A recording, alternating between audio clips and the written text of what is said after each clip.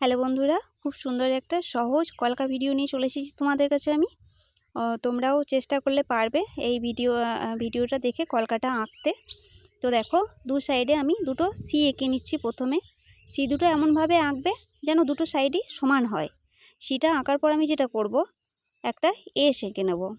এসটা খুব ধীরে ধীরে আঁকবে, কারণ আমরা যখন মেকআপের উপরে কোনো কলকা করি কপালে, তখন খুব মনোযোগ দিয়ে আঁকতে হয়, কারণ এদিক ওদিক হয়ে গেলে মুছতে গেলে মেকআপটা উঠে যায়। সেই কারণে দরকার হলে 10 বার 15 বার তুমি ট্রাই করে নেবে যে পারছো কি পারছো না, তারপর জিনিসটা মেকআপের উপরে আঁকবে। তো দু সাইডে দুটো সি আঁকা হয়ে গিয়েছে। এরপর যেটা করব, একটা ডট দিয়ে দিচ্ছি। দেখো, প্রথমেই একটা ডট দিয়ে দিয়েছি, তারপর কিন্তু একটা দাগ দিয়ে দিয়েছি। এমন কিছু কষ্টকর কলকা তা কিন্তু নয়। যারা কলকা আঁকতে পারো না একদমই, এটা কিন্তু তাদের জন্য। তো দেখো, দু সাইডে একদম ডট ডট করে দিচ্ছি আর একটা করে দাগ টেনে দিচ্ছি।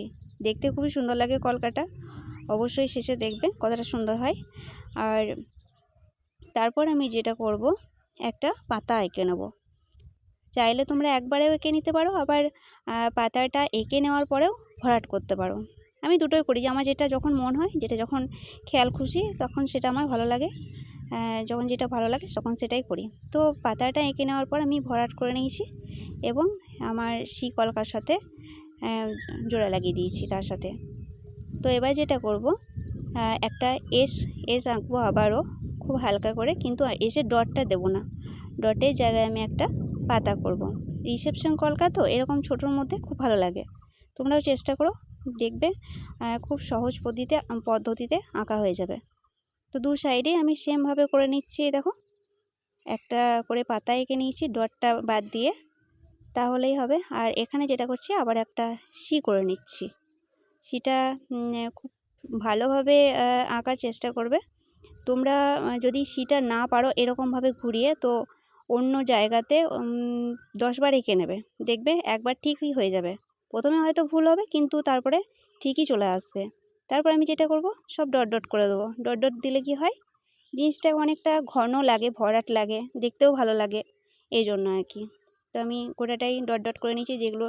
যেগুলোতে ডট প্রয়োজন সেগুলোতে ডট দিয়ে নিচ্ছি। তারপর আমি যেটা করব, সিটাতে আমি একটা আম কলকা করব। তো সিটাতে কীভাবে আম কলকা করব, এই যে এখান থেকে একটা দাগ দিয়ে দেবো, তাহলেই। তারপরে আমি সেটা ভরাট করে দেবো।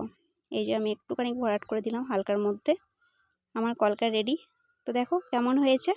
অবশ্যই ভালো লাগলে তোমরা কমেন্ট করে জানাবে। তাহলে এরকম টিপস আমি কিন্তু ছোটো ছোটো অনেক দিতে পারবো, আমারও ভালো লাগবে, তাই না? রাখি, চলো।